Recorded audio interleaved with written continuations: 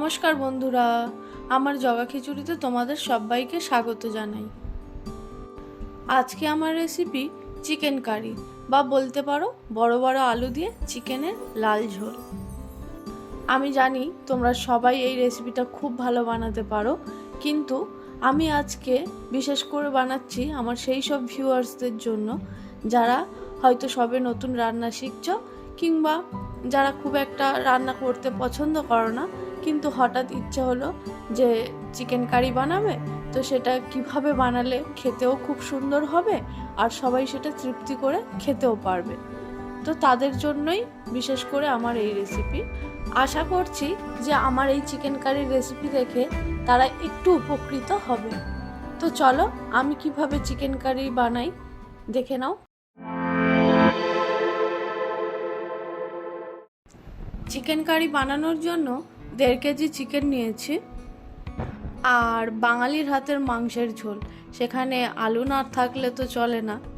তো বড় বড় সাইজের 2টো আলু কেটে নিয়েছি, মাঝখান থেকে 2 ভাগ 3 ভাগ করে রেখেছি।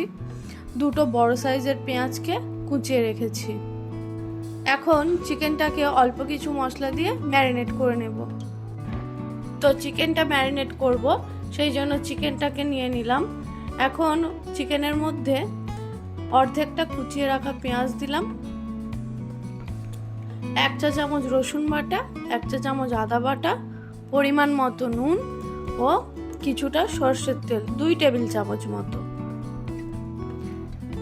এইগুলো দিয়ে চিকেনটাকে বেশ ভালো করে ম্যারিনেট করে রেখে দেব।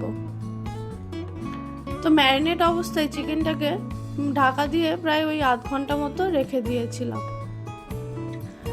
চলো এবার রান্নাটা শুরু করি।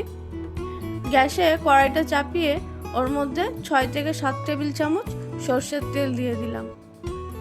তেলটা গরম হলে প্রথমে আলুগুলোকে ভেজে নেব।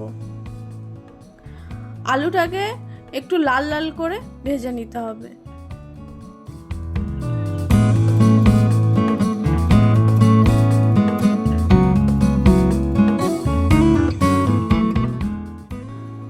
দেখো বন্ধুরা, আলুটা আমার সুন্দর লাল করে ভাজা হয়ে গেছে, উঠিয়ে নেব। এখন ওই একই তেলের মধ্যে 2টো তেজপাতা ফোড়নে দেব। তেজপাতাটা দেওয়ার পর কুচনো বাকি পেঁয়াজটা দিয়ে দিলাম। পেঁয়াজটাকেও বেশ লাল লাল করে ভেজে নিতে হবে।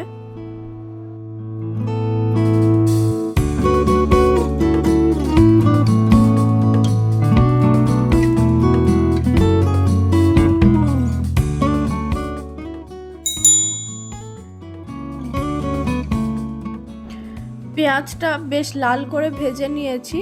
এখন এর মধ্যে 2 চা চামচ রসুন বাটা ও 2 চা চামচ আদা বাটা দিয়ে দেব। রসুন আর আদাটা দেওয়ার পর খুব ভালো করে একটু ভেজে নিতে হবে, যাতে আদা রসুনের কাঁচা গন্ধটা চলে যায়।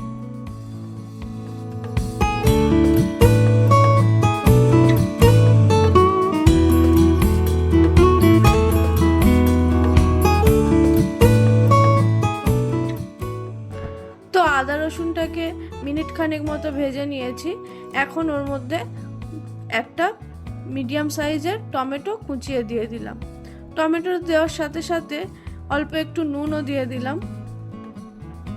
এখন এই সব কিছুকে আরও একটু নাড়িয়ে চাড়িয়ে নিয়ে ঢাকা বন্ধ করে কিছুক্ষণ রেখে দেব, যাতে টমেটোটা নরম হয়ে যায় তাড়াতাড়ি।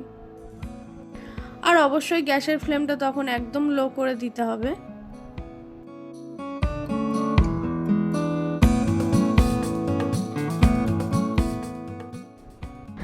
1.5-2 মিনিট পর ঢাকনাটা খুললাম।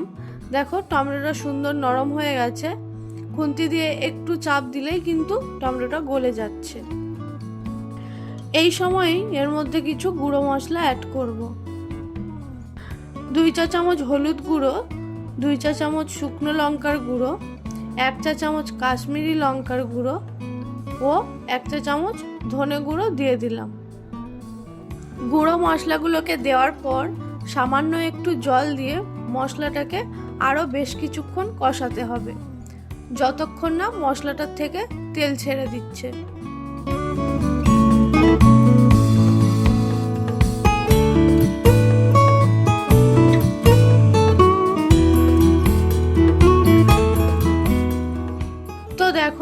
মশলাটা আমি বেশ কিছুক্ষণ কষিয়ে নিয়েছি, তেলটাও সুন্দর ছেড়ে দিয়েছে। এই সময় আমি ম্যারিনেট করা চিকেনটা দিয়ে দেব। চিকেনটাকে দেওয়ার পর হাই ফ্লেমে চিকেনটা 5 থেকে 7 মিনিট কষাতে হবে।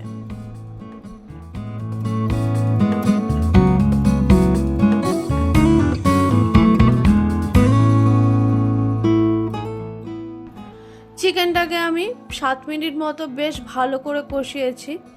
এখন গ্যাসের ফ্লেমটা একদম লো করে দিলাম। ঢাকা বন্ধ করে চিকেনটাকে এবার বেশ কিছুক্ষণ রান্না করতে হবে।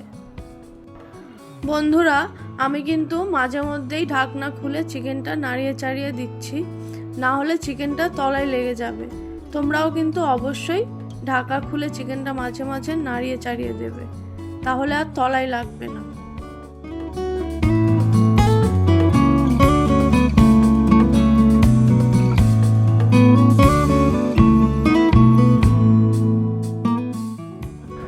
তো আমি আবারও ঢাকনাটা খুললাম, চিকেনটাকে একটু নাড়িয়ে চাড়িয়ে দিলাম, আর এবার ভেজে রাখা আলুগুলো চিকেনটার মধ্যে দিয়ে দিলাম।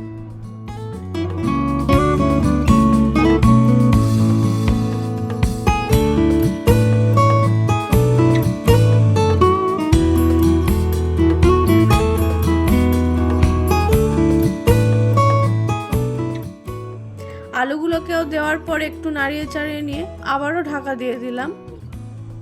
ঢাকনা বন্ধ করে বেশ কিছুক্ষণ রান্না করে নিয়েছি। এখন ঢাকনাটা খুললাম। বন্ধুরা, তোমরা দেখতেই পাচ্ছ চিকেনটা কতটা জল ছেড়ে দিয়েছে। এবার হাই ফ্লেমে কষিয়ে কষিয়ে চিকেনের এই জলটা শুকিয়ে নিতে হবে। চিকেনের এই জল অবস্থায় যদি আরও জল অ্যাড করে দাও তাহলে কিন্তু চিকেনের স্বাদ একদম ভালো হয় না।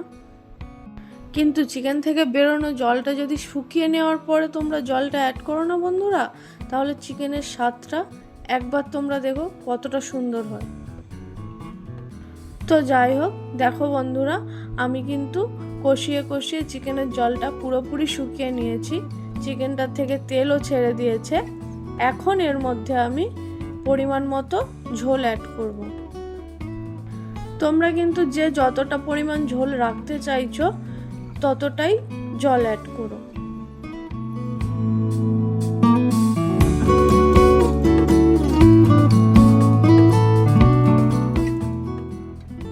আমি আমার পরিমাণ মতো জল দিলাম। চিকেনের মধ্যে জলটা দেওয়ার পর ঢাকনা বন্ধ করে লো ফ্লেমে আরও 10 মিনিট চিকেনটাকে আমি রান্না করে নেব।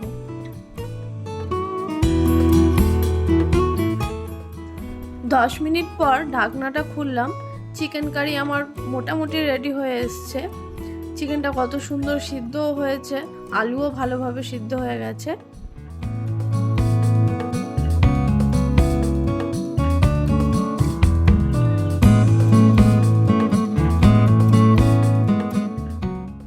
এখন নামানোর আগে চিকেনটার মধ্যে হাফ চা চামচ গরম মশলার গুঁড়ো ছড়িয়ে দিলাম।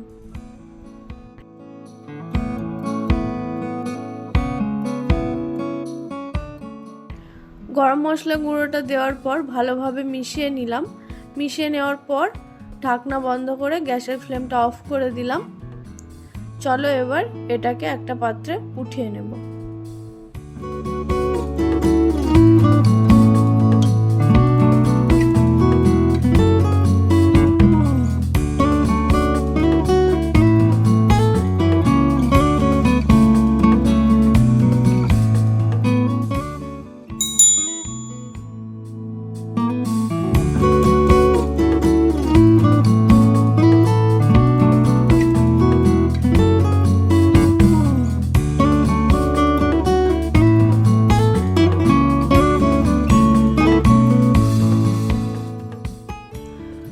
বন্ধুরা, তোমরা দেখতেই পেলে আমি কিভাবে চিকেন কারি বানাই। তোমরা সবে যারা নতুন রান্না শিখছো তারা অবশ্যই এইভাবে একবার ট্রাই করো, আর যারা জানো চিকেন কারি বানাতে তারাও অবশ্যই একবার আমার এই রেসিপিটা ট্রাই করো। আশা করছি তোমাদের প্রত্যেকেরই ভালো লাগবে। তো চলো, আজকে আমার এই রেসিপিটা তোমাদের কেমন লাগলো অবশ্যই কমেন্ট করে জানিও। আর যদি আমার ভিডিও তোমাদের ভালো লাগে তাহলে একটা লাইক করে দিও, আর আমার চ্যানেলটিকে সাবস্ক্রাইব করে দিও। আজকের মতো এই পর্যন্তই, দেখা হচ্ছে পরের কোনো এক ভিডিওতে। ততক্ষণের জন্য টাটা।